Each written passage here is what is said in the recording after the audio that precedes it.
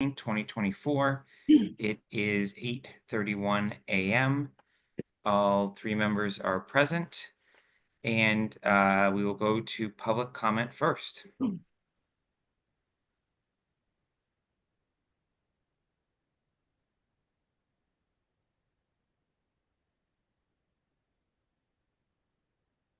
I'm seeing none.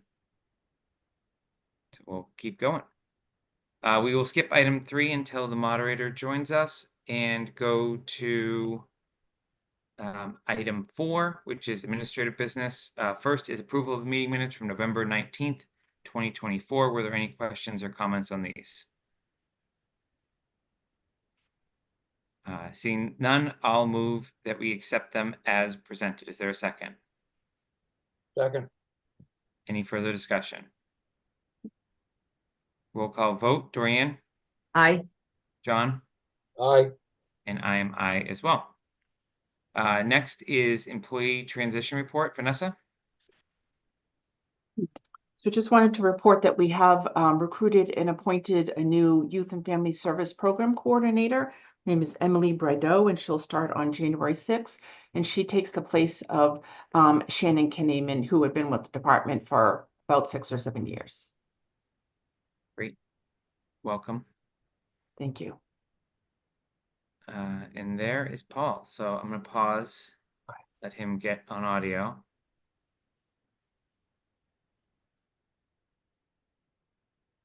Hello. Morning. How are you?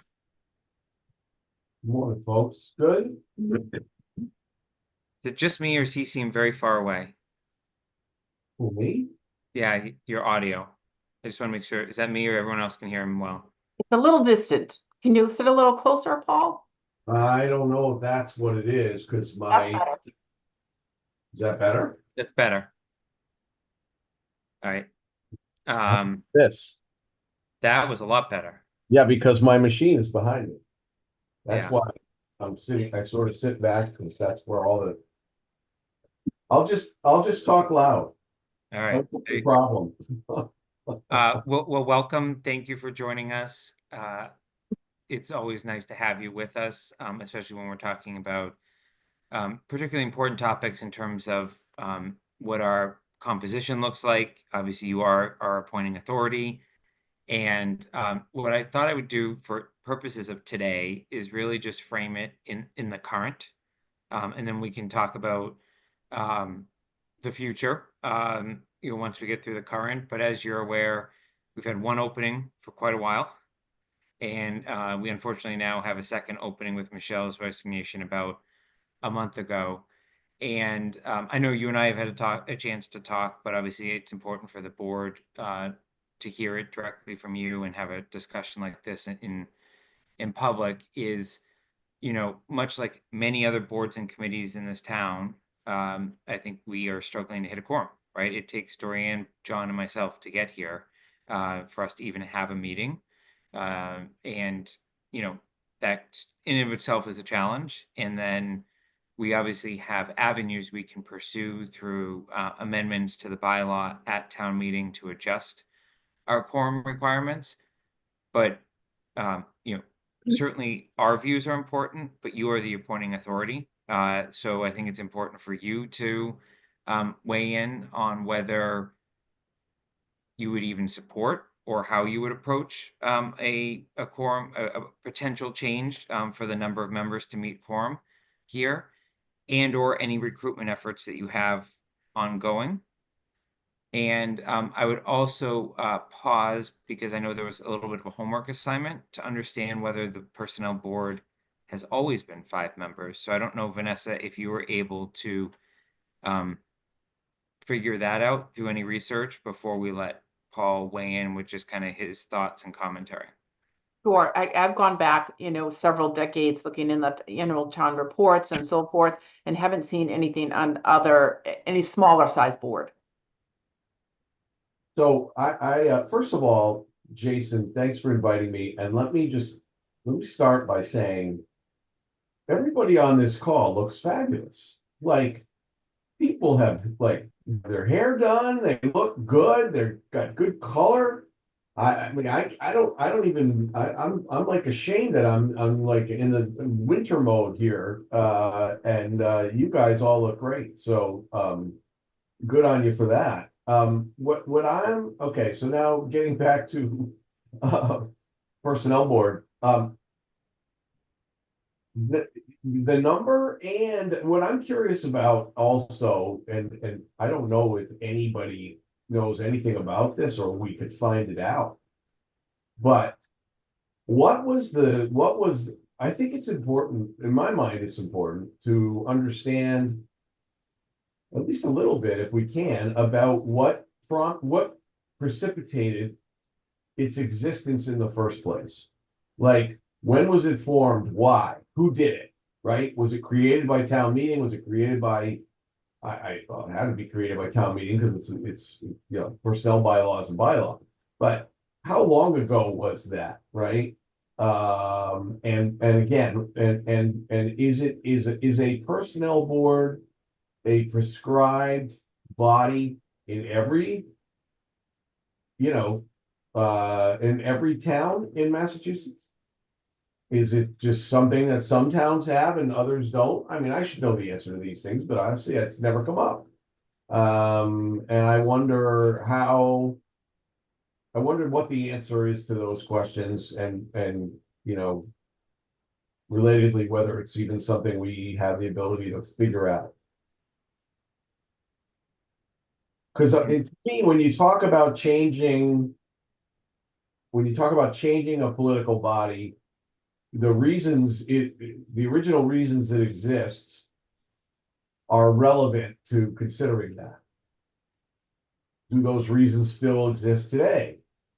Do they exist even more, less, different, whatever? You know, I've never been a proponent of continuing to do something just because that's the way we've always done it, right? But on the other hand, there might be a good reason for that. So that's my I took too long to say what's a pretty, I don't know, I think it's a pretty simple thought process there. So let's break that down into a few components. First, Mark, can you weigh in on just in general how this works in other cities and towns, and realizing that you're not the town administrator in other towns, but just knowing what your peers go through in terms of working with personnel boards, not working with personnel boards. And then I can probably layer on based on a conversation I had with Kate Federoff as our labor counsel. Yeah, Jason, a lot of the my peers have more authority than I do, and if the position, whether it's a manager or a town administrator, it's driven by charter. In the positions where those positions have more personnel responsibilities vested with them, there are no personnel boards, or personnel boards are simply policy driven. They focus more just on policy rather than any of the administrative pieces, such as your board does. So it's a little more. Like I said, it really depends on the charter. But in other communities where the administrative position is similar to mine, it's going to work similar to how it work or doesn't work here. So it's going to be somewhat similar. So Mark, you're saying that it's more a function of, it's like, to me, it's a chicken and egg here, right? Does the administrator or manager in other towns have more or less authority depending on the personnel board, or does the existence of a personnel board follow from an administrator or manager having more or less authority? Does that make sense? No, sorry. A manager, a manager having more or less authority would be driven by the charter, not by the personnel board. No, understood. Okay. But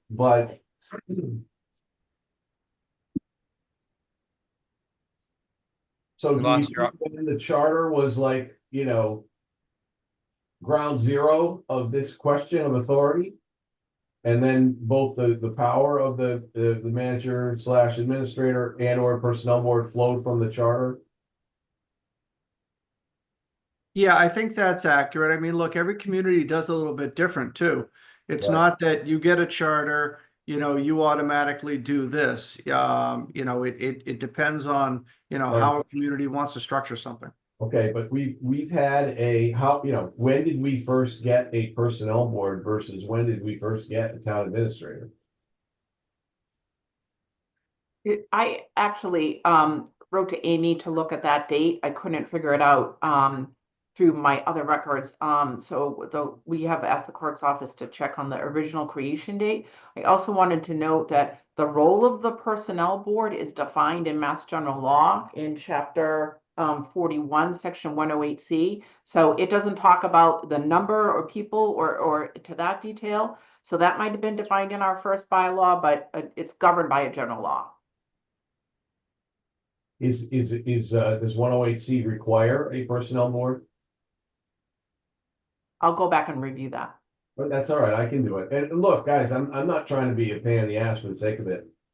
I think these are some of the very same kinds of things that you'd be confronted with if there was any kind of process or effort to change what we have currently.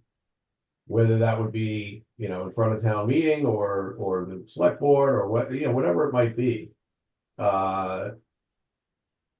These are likely to be the kind of questions people ask, can we change it? Why would we change it? Why do we have it in the first place? That kind of thing. Yeah, so I think the important thing is this discussion is in its infancy. Yeah. Right.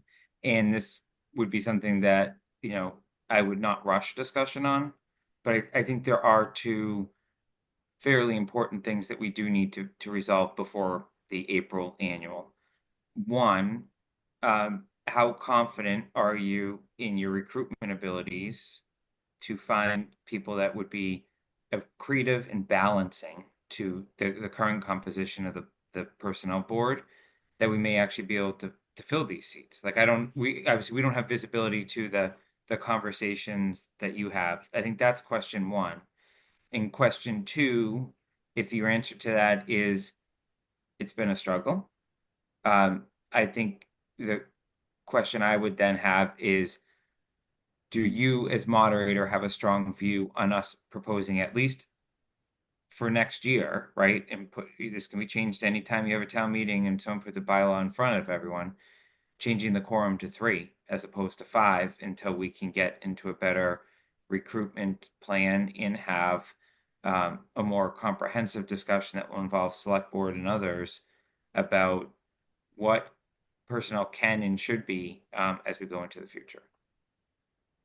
So if I understand, well, I can easily answer the first one, but let me just clarify on the second one. Changing the quorum, right now the quorum is 3, right? Quorum is 3 out of 5? Yeah. Okay, so presumably you're talking about changing it to 2 out of 3?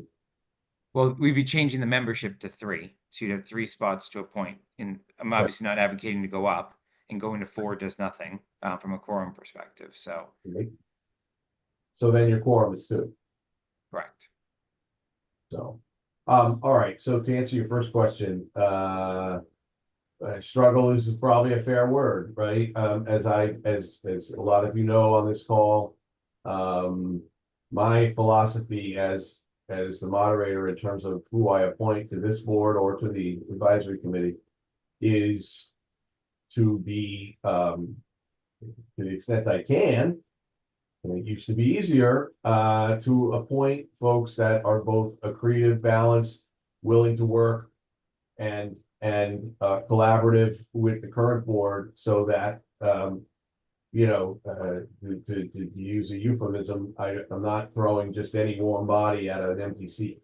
Okay, that has been harder and harder. There's no question about that. Between now and April, is there a chance I fill both slots? I guess there's always a chance. I don't view it as likely. I view it as much more likely I can fill one more. I almost had somebody and to fill Barry's spot, who had agreed to do it and then decided they couldn't do it, and they might be able to do it down the road and to come back to them. All right. So that's the kind of environment we're working in. I'm working in. To your question, Jason, about, do I have a sort of an immediate thought on the proposition of reducing the composition of the board from 5 to 3? I don't. Meaning I don't have a strong feeling either way. Sort of pending again, what chapter 108C might tell me, which I will go and read after this call. But in a vacuum, I don't have a strong feeling either way. I'm curious to hear what the other members have to say about that. Given that the change will obviously most directly impact you and Dorian and John. So let's go to John and Dorian. Either you have any strong views? I think the question really is, well, here go my lights. Why can't we fill the other 2 seats?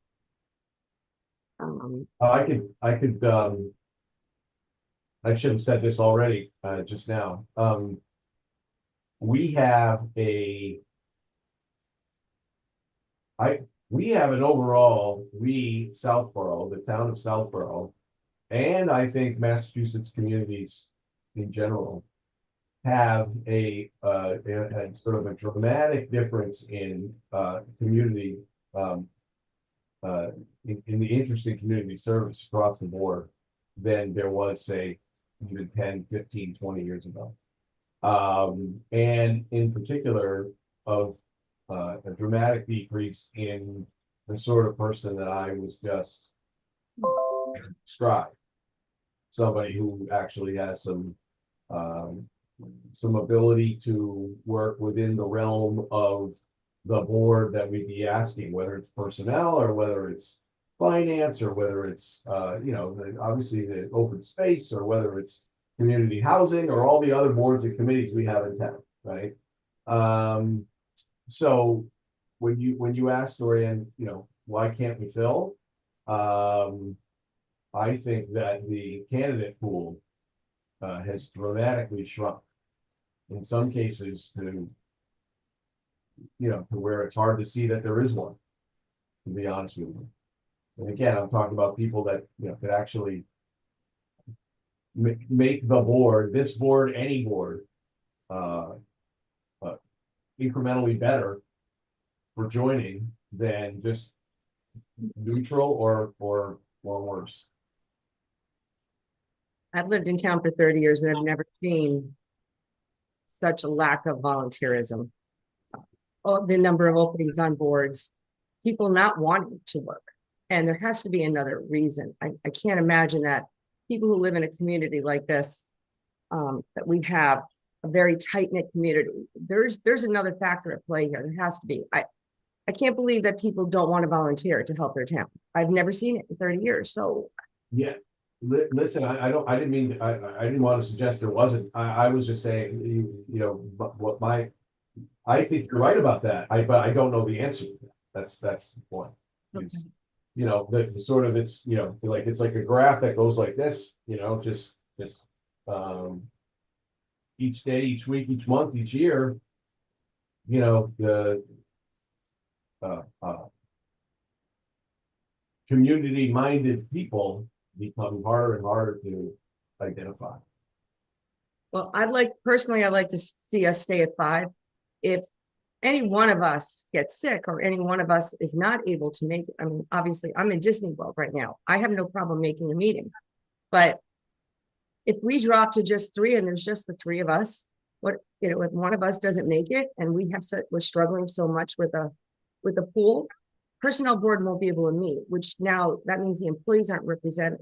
So we have to find an answer to how to fill these 2 seats, and to me personally, we should be staying at 5. My concern is the employees. I don't think 3 of us, well, the 3 of us, we're great, we'll meet, that's not an issue. But what if one of us gets sick and we can't meet and we can't fill the, any other seats? We're gonna be in trouble. So we should be staying at 5. That's just my opinion. All right, thank you. John? I think the the atmosphere in this country, never mind Southborough, but in this country right now, with all the turmoil in politics and whatnot, even in little small towns like us, we've had some turmoil. People shy away from wanting to get involved in that, and I think that's the crux of the problem we're facing in getting volunteers. I agree with Dorianne that with just 3 of us,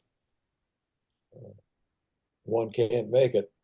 It's going to be a scheduling problem for Vanessa. But I have no problem with three versus 5.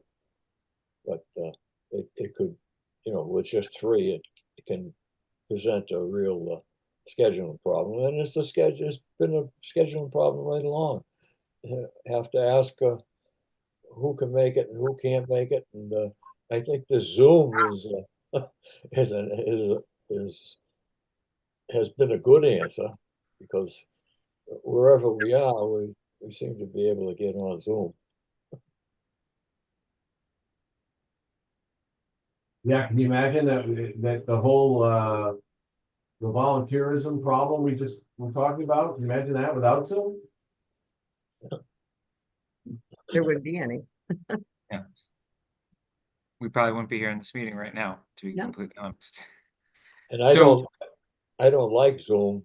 The main reason I don't like it is I want to be sitting next to you so I can read your feelings.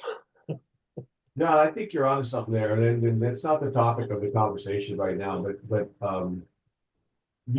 Zoom giveth and Zoom taketh away, right? I think, bear with me for a second here.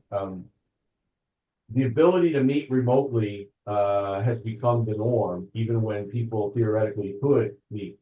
And that in and of itself is part of our problem. I think people just feel like it's more esoteric, it's more, it's not as concrete as it used to be to actually get in a room and run the town. And so interest becomes less, because the less you have to do to invest yourself in it, for some perverse reason, the less interesting it seems, and the less likely you're gonna be like, oh, you know what, whatever, okay. You will hear this from me again if anybody ever has what I consider the crazy notion of doing town meetings remotely. I'll never support it for the same reason. Anyway, I digress just for a second.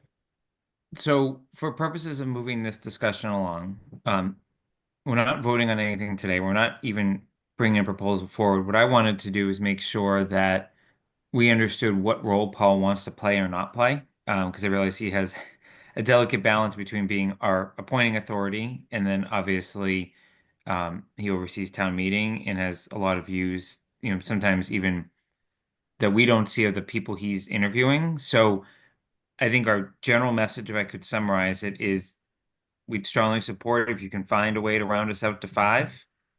That seems to be the easiest path forward in terms of what we think is the best answer for Southborough. I realize it's not the easiest path forward in terms of time at this point. I would, I'll just reiterate that I would say if it came to it, I trust the instincts of the 3 members on this call, Dorianne and John and you, Jason. And if, you know, if I were asked, or if it became a public issue and people were curious about where I stand on it, that's what I would tell them. And that I don't have, and therefore, I, substantially defer to the sensibilities of the people on the board, who know best, you know, what ability the board has to function like. Go ahead, John. Yeah, forget what I was gonna say. Oh, Ed, Mark, there used to be a, like a sign-up sheet at, Katie's desk there for people that wanted to do things in town. Does that still exist? Yeah, we still have, people can still submit forms and, you know, showing their interest in whatever community, whatever boards or committees they might want to serve on, and we keep those on file. So when we do have vacancies, we can go back to those. Yeah, but isn't that, well, where is it advertised? On the town website? The openings? We do put it out on the town website. We put it out on social media. We circulate it to the departments, just, you know, in case anyone's aware of anyone that, might be interested. And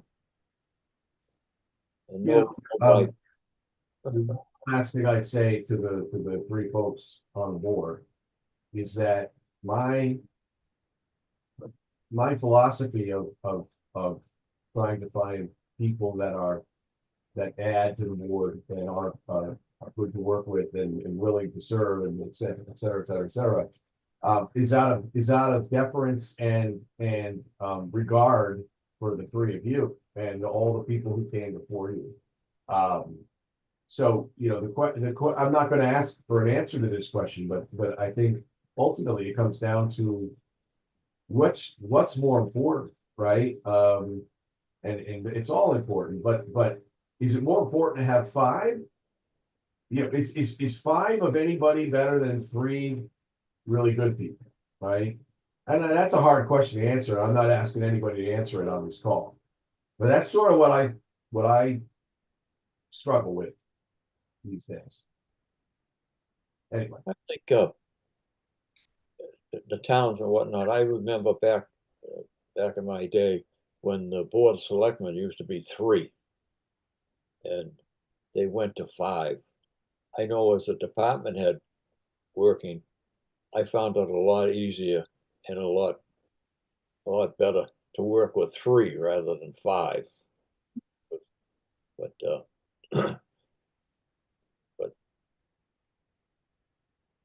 Yeah, I think there's some pros and cons, right? Five will certainly bring greater diversity of thought, but are all five members fully vested in the mission of whatever board you're talking about, whether it's personnel board or otherwise? So, yeah, it's not an easy question to answer. It seems easy on the surface, but I think we have some time. But we're gonna have some amendments to the bylaw at town meeting, right? This is one we could, you know, deliberate and discuss up until obviously the closing, I guess the closing of the language needing to be in the warrant of whether we want to go forward. But my expectation is that obviously if we can find great members to join us, that seems like that would be the biggest win.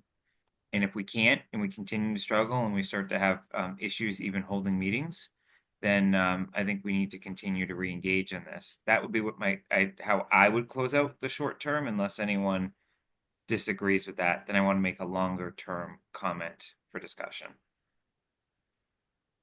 I would agree with you, Jason.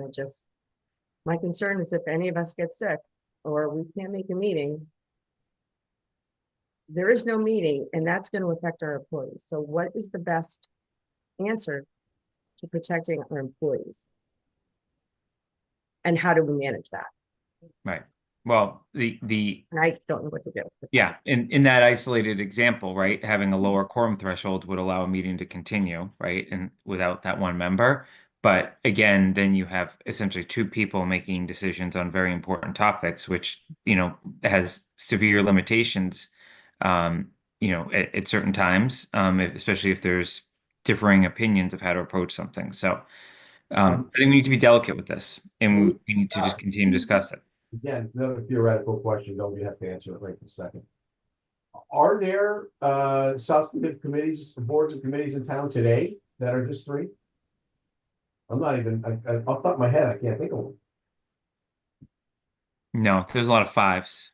There's a lot of fives that used to be sevens, if I, Okay. Right, that's my recollection is. okay, So then longer term though, I do believe, you know, it's important for the personnel board to meet with the select board. I can't remember the last time we actually met with the select board. So unless anyone disagrees, I do think we need to have kind of a broader conversation with the select board. Realizing that they are not our appointing authority, but they do control the administrator bylaw, right? And as they look at how they're running town government in setting policy, I do think there's a natural intersection that this conversation warrants a broader discussion. Again, not necessarily a true agenda, but just really kind of see where people are at. What, if anything, we want to study around it. I'm not suggesting another committee, just to be very, very clear. But you know, just there are some people that could probably go off and do some research and bring it back to a public meeting of what are other towns doing and is what we're doing fit for purpose for what's best for the Southborough residents. I have Thoughts no around issue that? with I have no issue with that. Fine with meeting with the select board. Sorry, Dorian, what did you say? I'm fine with meeting with the select board and trying to find out where they're heading with the town administrator bylaw, if they want to make changes, if they don't. I just don't really have an answer how to fix this situation, so I'm just gonna show up at all the meetings. I'll work around them best I can. Yeah. All right. Yeah, Good, well. The more heads thinking about this issue, the better.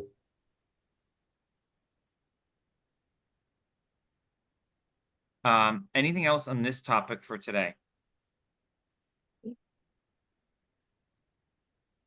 Paul, any parting comments before we go to our next agenda item? Only that when I said how great everybody looked earlier, I was not including Mark.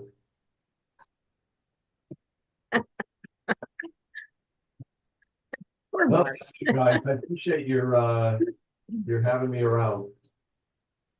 Thank you for joining us, and we'll keep you involved in the discussion as we move forward.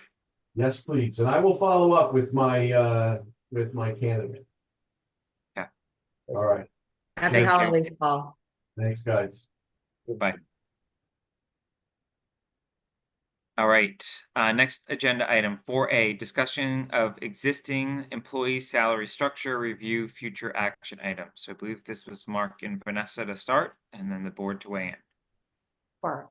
So we've gone back out to all of our comp communities, specifically about the business administrator position, to try and gather their FY26 data to see where our ranges fall with what the actual pay rates will be and what anticipated COLA increases will be. We're also asking for those job descriptions from those communities to make sure, we're looking at, apples and apples, that things are really what we anticipate by title in other communities. So we didn't have enough data to pull together to put in the packet today, but we're making return calls to all of those communities this week. So you expect we'll be able to have a substantive conversation about that in January of Yes. where we want to or not want to go with that particular job. Okay. Any questions on that? All right. Discussion of FY26 funding. I think this is just in a procedural one we talked about and voted at the last meeting. Albeit it wasn't a unanimous vote. We talked about how we wanted to adjust the grid for what I'll call the COLA piece. I think we landed on a 3%. that has now been updated and included in our packet. So I think you are looking for a vote to approve that Yes. grid as it stands. Mhm.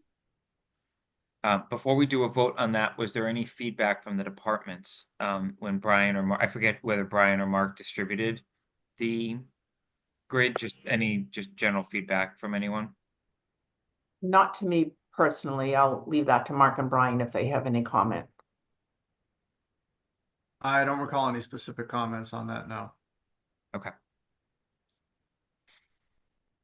Okay. Then I will move that we approve the FY 26 grid as presented in the packet. Is there a Sec- second? Second. Is there any further discussion? I will add one thing for discussion. I think this obviously should be part of the overall town budgetary conversations, right? And obviously we reserve the right to come back to this, you know, as part of those discussions with, you know, we don't run the budget. We don't have any oversight over the budget, but obviously this impacts the budget. So, this is, we're doing what our part is to make a recommendation based on what we had in front of us. All right, roll call vote. John, I got a question. go ahead. So adopting this grid, it gives them a total of 5%. As long as they get a satisfactory performance rating. Or are not at the top step, which I believe there's no situations like that other than one. So, any further discussion? All right, roll call. John, I Joanne, Aye. and I am I as well. Next is potential revisions to the FY 26 SAP. Vanessa, are you aware of any yet? So what we're preparing for the next meeting is we're having some conversation about two of the stipends, which have not been adjusted in many years. One is veterans agent and one is tree warden. So I'm working with Mark and Brian to pull that together as a proposal for your next meeting. Other than the grid, I wanted to just reach out to the board again and see if you had any suggested amendments that you wanted me to prepare for the track changes version of next month's packet. I will answer that in a second, but I have a question on what you said.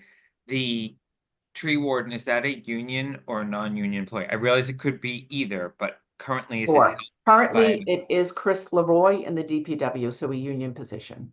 Okay. It's not on the agenda, so I'm just gonna hold my commentary on that. And we can bring that to another meeting. But I think when we do our agenda for January, we should specifically call out the positions we're gonna talk about related to stipends, like not just say stipends on the agenda, so. Yes. Okay, in terms of other items, I would like a discussion next time related to how we start our employees on vacation. Because, you know, in terms of, are we still in the right spot, or do we continue to have this situation where almost every new employee that comes forward, you know, is being granted an exception? I just think we need to revisit the language there and see if it can or should be adjusted and debate it then. And then the other item that I think we just need to do, so the other item that I think is a good practice is obviously there's a ton of employees on this phone call right here or the Zoom right now. I would request that someone, whether it's you or Mark, send an email out to the employees and say, we are going to start locking down language for the FY 26 SAP. Please, if there's any items that you would like the personnel to review, please submit this by early January so that they can have a discussion, including the rationale behind it. And then whoever submits it obviously should be willing to come forward, right? And speak to why they're suggesting it. So that would be one thing. I am aware that the town clerk does have some items for us to consider. So I will get you what provisions that we'll be discussing for January. I know he's willing to come and speak to those as well. Okay, thank you. But I would say overall, my current assessment, unless the employee reach out generates a different discussion, is very minor procedural items are how I would assess where we're at for the substance of the language headed to the annual town meeting.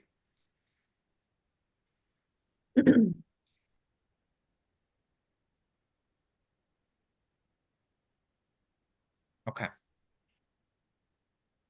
John, I see your hands up. Yeah. I think I've spoke to this a couple of times, but I think Mark is in a position now, or the town's in a position where we get into,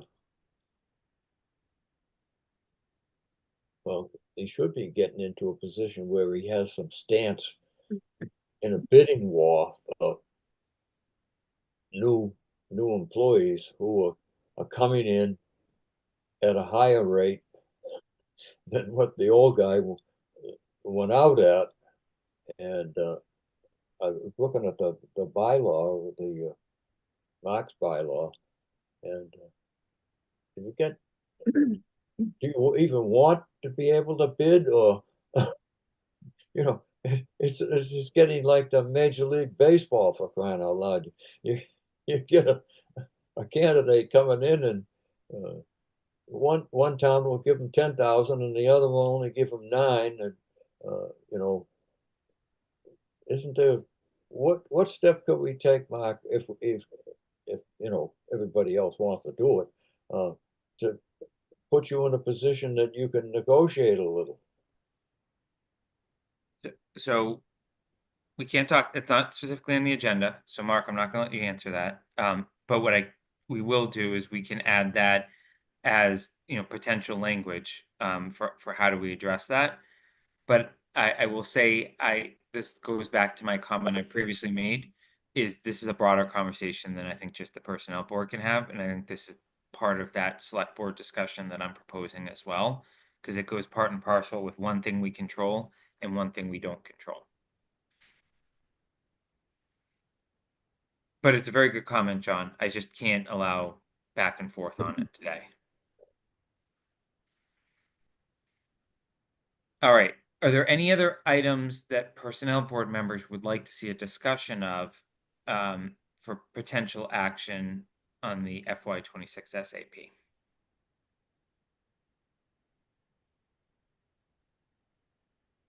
I didn't really take a deep look at it, so Okay. I can make a comment on that, right? So my homework for all of you would be that prior to, like, you know, by early January, if you could just let Vanessa know if you'd like an agenda item around a particular section.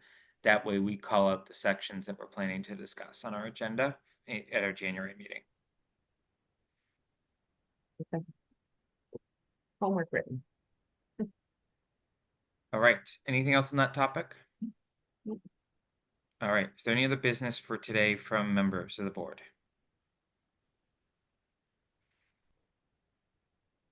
Okay, in terms of calendar, I'm gonna have Vanessa do a poll via email with a few potential dates in mid-January, so get well beyond the new year for our meeting. I think we have one public holiday after New Year's in MLK in the middle of the month, so we'll obviously work to avoid that as well. Any general objections other than knowing the dates to like a Monday or a Friday, if we propose some around then? I'm fine with any day of the week. Okay. All right. All right, with that, I will make a motion to adjourn. Is there a second? Second, Any further discussion? Nope. All right, roll call vote. Dorian, I. John, I and I as well.